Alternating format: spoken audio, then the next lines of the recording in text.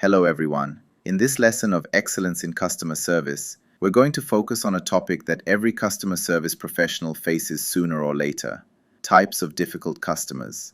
Let me say this first, very clearly. Difficult customers are not bad people. They are usually stressed, frustrated, confused, emotional, or disappointed. Our job is not to win against them. Our job is to handle them professionally and turn a difficult moment into a positive experience.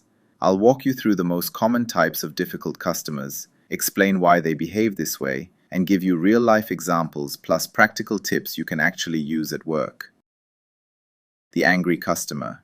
How they behave. Raises their voice, uses strong or emotional language, interrupts you, blames you or your company immediately. Why they're angry. Usually something went wrong: a delayed delivery, a billing mistake, poor service in the past, feeling ignored or disrespected. Example: "This is ridiculous. I've been waiting for 10 days and nobody knows what they're doing there." How to handle them. Stay calm, never match their tone. Let them speak without interrupting. Acknowledge their feelings. What to say. "I can hear how frustrating this has been for you, and I understand why you're upset. Let's take a look at this together." When customers feel heard, their anger often drops immediately. The complainer. How they behave. Nothing is ever good enough. Finds problems even when things are fine. Complains frequently, sometimes about small issues. Why they complain. They want attention. They've had bad experiences before. Complaining is simply their habit. Example: "The product is okay, but the packaging was ugly, and the email confirmation took too long." How to handle them. Don't take it personally. Focus on solutions, not emotions. Thank them for feedback. What to say. "Thank you for pointing that out. Your feedback helps us improve." Remember, complainers often give valuable insights if you listen carefully. The impatient customer. How they behave. Wants everything immediately. Hates waiting. Frequently asks, "How long will this take?" Why they're impatient. Time pressure, stress, unrealistic expectations. Example: "I don't have time for this. I need an answer right now." How to handle them. Be clear and honest about timing. Give realistic expectations. Keep them informed. What to say. "This will take about 2 minutes. I'll stay with you and update you step by step." Clarity reduces impatience. The silent customer. How they behave. Gives very short answers. Doesn't explain the real issue. Sounds uninterested or distant. Why they're silent. Shy or introverted. Doesn't trust customer service. Frustrated but doesn't want to talk. Example: "It doesn't work." "Okay." "No." How to handle them. Ask open-ended questions. Be patient and encouraging. Create a safe, friendly tone.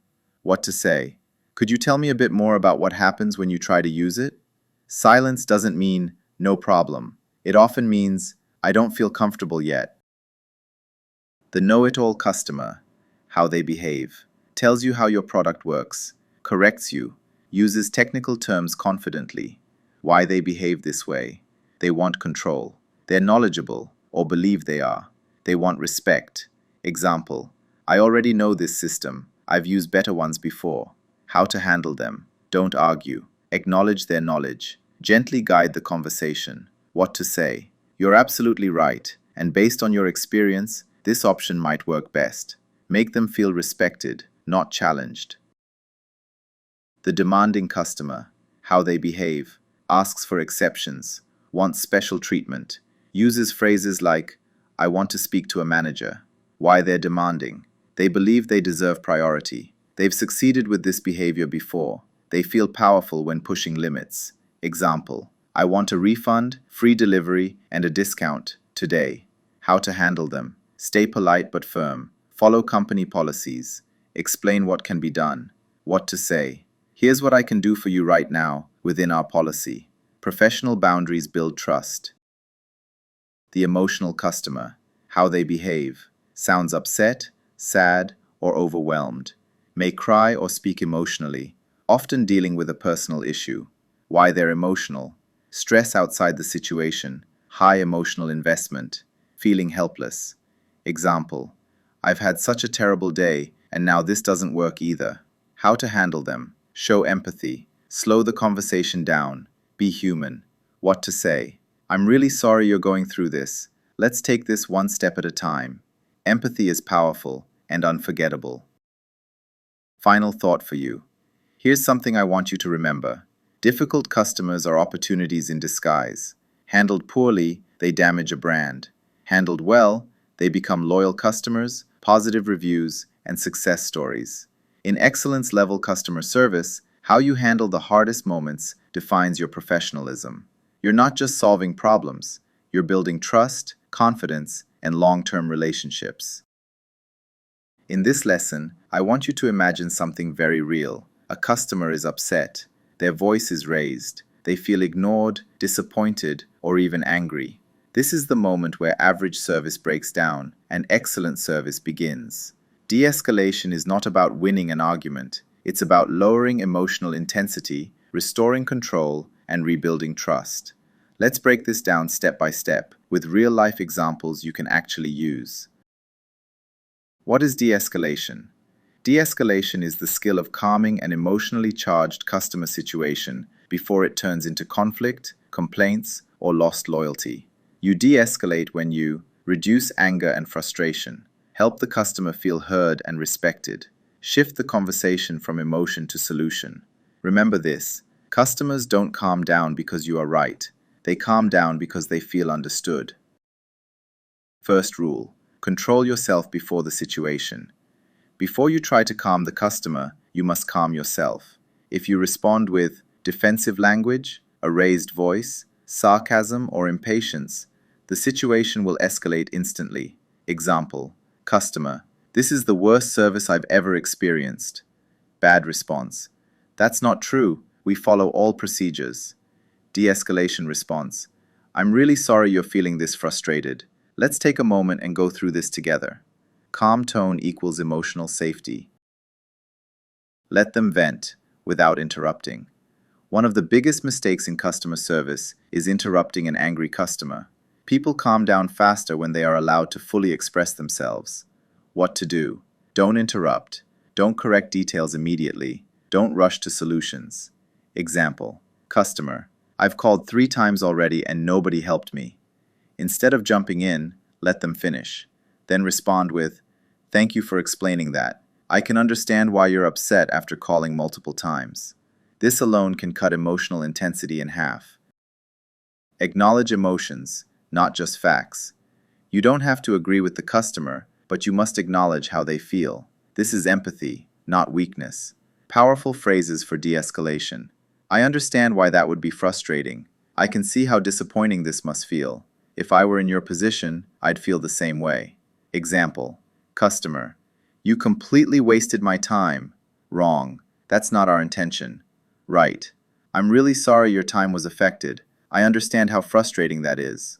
Once emotions are validated, logic can enter the conversation. Lower the emotional temperature with your language. Your words can either pour water on the fire or add fuel to it. Avoid these escalation triggers. That's our policy. You should have, calm down. There's nothing I can do. Use de-escalation language instead. Let's look at what we can do. I want to help you with this. Let me take responsibility for guiding you through this. Example, customer, this policy makes no sense. Better response. I understand how it can feel limiting. Let's see what options are available within it. Slow the conversation down. Anger moves fast. De-escalation slows everything down. How to slow things down. Speak slightly slower. Use shorter, calmer sentences. Pause before responding. Example, let me just take a moment to review this so I can give you the best solution. Slowing down signals control and confidence, and customers mirror that energy. Shift from problem to solution. Once emotions are lower, guide the conversation forward. Use collaborative language. Here's what we can do next. Let's find the best solution together. I have a couple of options for you. Example, customer, so what are you going to do about it? Response, thank you for your patience. Here are 2 ways I can help you right now. At this point, the customer is no longer fighting, they're listening. Take ownership, even if it's not your fault. Ownership doesn't mean blame, it means responsibility for resolution. Example, Instead of, that department made the mistake, say, I'll personally make sure this is followed up and resolved for you. This instantly increases trust and reduces hostility. Know when to set calm boundaries. De-escalation does not mean accepting abusive behavior. You can stay calm and set limits. Example, I want to help you, and I can do that best if we keep the conversation respectful. This protects you while keeping the situation under control. End with reassurance and appreciation. Always close a de-escalated interaction with reassurance, appreciation. Example, thank you for giving me the chance to resolve this. I really appreciate your patience today. This leaves the customer feeling heard, respected, valued, even after a difficult start. Final thought for you. De-escalation is not about techniques alone. It's about emotional intelligence, presence, and intent. When you master de-escalation, complaints become conversations, angry customers become loyal customers, stressful moments become career-defining strengths. And that, my friends, is excellence in customer service. In this lesson of excellence in customer service, we're going to focus on a skill that separates average service professionals from truly exceptional ones: staying calm under stress. If you work in customer service, stress is not an if, it's a when. Angry customers, tight deadlines, system failures, unrealistic expectations. You name it. The real question is how you respond when pressure hits. Let's break this down together in a practical, realistic, and very human way. Why staying calm matters in customer service. Here's an important truth I want you to remember. Customers don't remember the problem as much as they remember how you made them feel. When you stay calm, you think more clearly, you communicate more effectively, you avoid escalating the situation, you protect your own mental energy, you represent your company professionally. When you lose calm, your tone changes, your words become defensive, small issues turn into big conflicts, trust is damaged. What stress looks like in real customer service situations. Let's look at some very common stress triggers. Example 1. The angry customer. A customer says, I've called 3 times already, no one is helping me, this is the worst service ever. Your stress reaction might be increased heart rate, feeling attacked personally, urge to interrupt or defend yourself. Staying calm means reminding yourself, this anger is about the situation, not about me. Example 2. System failure during a busy hour. The system crashes, customers are waiting, your supervisor is watching, the phone won't stop ringing. Stress shows up as panic, rushing, forgetting basic service steps, short, cold responses. Staying calm means slowing down your mind, even when the environment is fast. Example 3. A customer who keeps repeating the same complaint. You already explained the solution. They don't seem satisfied.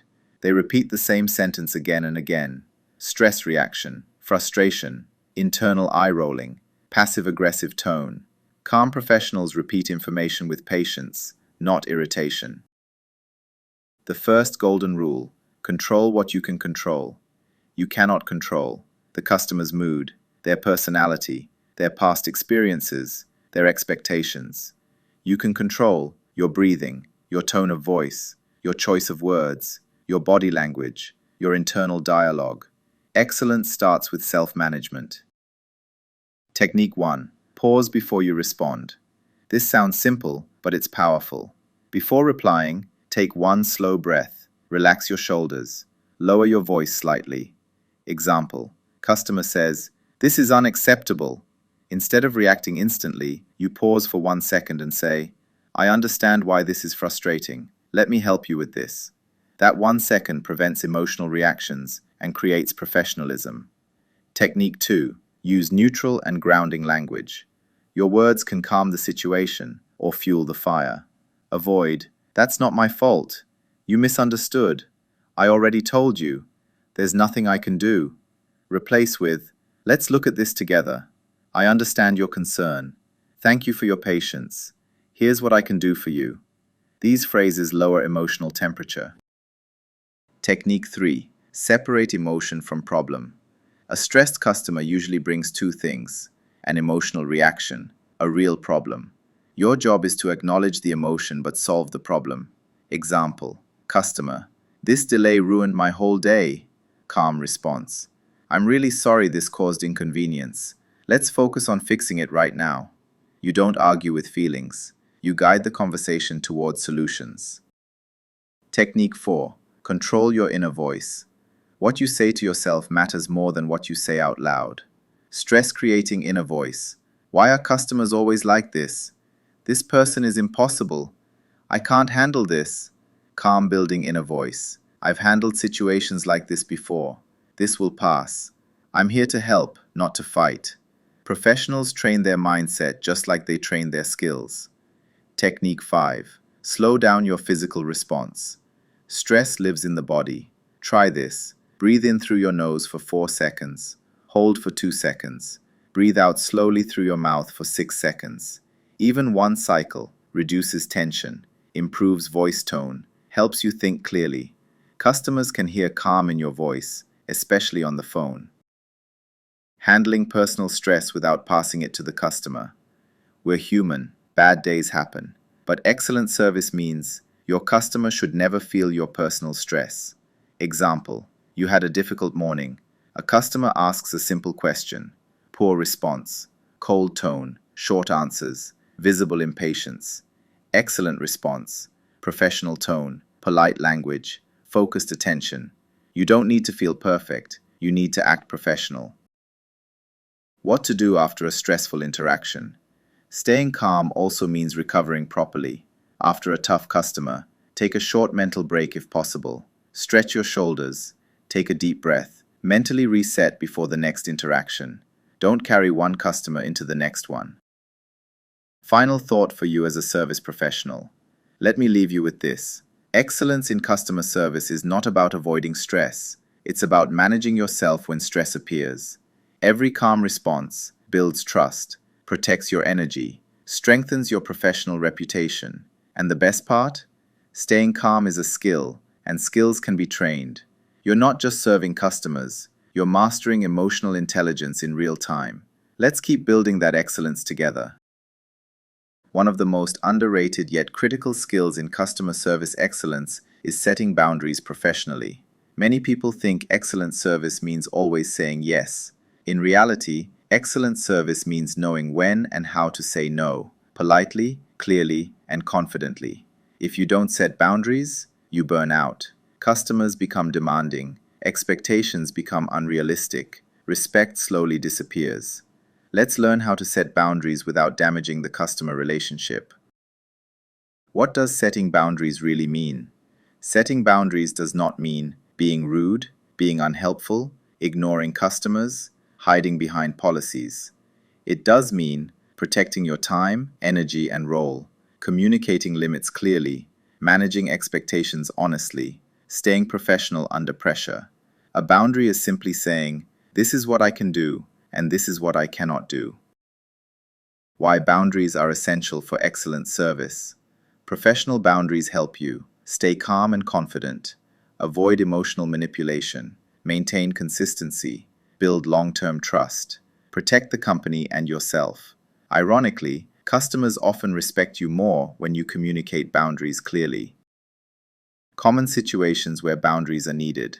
Let's walk through real-life customer service scenarios. Unreasonable requests. Customer, I want a full refund even though I used the product for 6 months. Poor response, no boundary. Okay, I'll see what I can do. Professional boundary response. I understand your concern. According to our policy, refunds are available within 30 days. What I can do is help you with a discount on your next purchase or technical support. You, acknowledge feelings. State the limit. Offer an alternative. Demanding immediate action. Customer, I need this fixed right now. I don't care how. Poor response. I'll try, but I can't promise. Professional boundary response. I understand this is urgent. The fastest resolution time is 24 hours, and I will personally monitor your case during that time. Calm plus clear time frame equals trust. Communication outside working hours. Customer, late at night. Why aren't you responding? This is unacceptable. Poor response. Replying instantly and setting a dangerous precedent. Professional boundary response. Next business day. Thank you for your message. Our support hours are 9 a.m. to 6 p.m., and I'm happy to assist you now. You reinforce availability without apologizing excessively. Emotional or aggressive customers. Customer: this is ridiculous. Your company is useless. Poor response: please calm down. Professional boundary response: I want to help you, but I can do that best if we keep the conversation respectful. This sets a behavioral boundary, not a personal attack. Requests outside your role. Customer: can you also redesign this for me? Poor response: I'll try. Professional boundary response: that task is handled by a different department. I can connect you with them or explain the next steps. Clear role boundaries protect quality and credibility. The language of professional boundaries. Here are boundary-friendly phrases you should absolutely master. What I can do for you is, here's what's possible within our process. To make sure I help you correctly. That option isn't available, but here's an alternative. Let's focus on the best solution moving forward. Notice something important. Boundaries are framed as solutions, not refusals. What not to say when setting boundaries. Avoid these phrases. They sound defensive or weak. That's not my problem. It's company policy, without explanation. I can't do anything. You should have known. Instead, explain the reason and redirect the conversation. Boundaries plus empathy equals excellence. Professional boundaries work best when combined with empathy. Compare these two. We don't allow that. Or, I understand why you'd want that. While that option isn't available, here's what I can offer. Empathy softens the boundary. Clarity strengthens it. Long-term benefits of setting boundaries. When you consistently set professional boundaries, customers learn how to interact with you. Conflicts decrease. Stress levels drop. Your confidence increases. Your service quality improves. Excellent customer service is sustainable service, not self-sacrifice. Final thought for you. Dear friends, setting boundaries is not about being strict. It's about being clear, fair, and respectful. Remember this mindset. I am here to help, not to be overwhelmed. If you master this skill, you won't just survive customer service roles, you'll excel in them. In this lesson, we're going to talk about something that almost every customer service professional struggles with at some point. How do I say no to a customer without damaging the relationship? If you've ever felt uncomfortable, guilty, or stressed when you had to refuse a customer request, don't worry, you're not alone. Saying no is not a failure in customer service. In fact, when done correctly, it's a sign of professionalism and excellence. Let's break this down step by step. First, let's clear a big myth. Many people believe great customer service means always saying yes. That's not true. Excellent customer service means being honest, being fair, protecting company policies, and still making the customer feel respected and understood. Sometimes, saying yes can actually break company rules, create false expectations, lead to bigger complaints later. So remember this, you are not rejecting the customer, you are rejecting the request. That mindset changes everything. When you must say no. Let's talk about the situations where saying no is not optional, but necessary. When the request violates company policy. Example, I want a full refund even though I used the product for 6 months. If company policy clearly states no refunds after 30 days, saying yes would be unfair to the company, other customers, even your colleagues. Here, consistency is part of excellent service. When the request is unrealistic or impossible. Example, can you deliver this product internationally by tomorrow? Even if the customer insists or sounds urgent, promising something impossible will only create frustration later. When the request is unethical or illegal. Example, can you change the invoice date so I don't pay extra tax? In such cases, saying no is about integrity, not attitude. When saying yes will cause bigger problems later. Example, sure, we'll make a special exception just for you. Sounds kind, but now, the customer expects it again. Others will want the same exception. Complaints increase. Sometimes, short-term comfort creates long-term chaos. How not to say no. Before we learn the right way, let's quickly look at the wrong way. Avoid. That's not my problem. Company policy. End of discussion. No, we can't do that. You're wrong. Even if your answer is correct, your tone can destroy the experience. The golden formula for saying no professionally. Here's a simple structure you can follow almost every time. Acknowledge, explain, say no clearly, offer an alternative. Let's see how this works in real life. Practical examples. Example 1. Refund request outside policy. Bad response. No, refunds are not possible. Excellent response.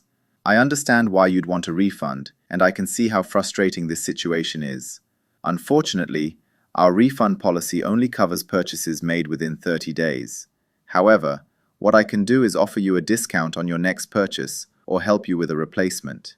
Notice, the word no is never even used. The customer still feels supported. Example 2. Feature that doesn't exist. Customer, can your app automatically generate monthly tax reports? Bad response. No, we don't have that feature. Excellent response. That's a great question. At the moment, our system doesn't support automatic tax reports. However, many of our users export their data and generate reports manually, and I'd be happy to guide you through that process. Example 3. Urgent but impossible request.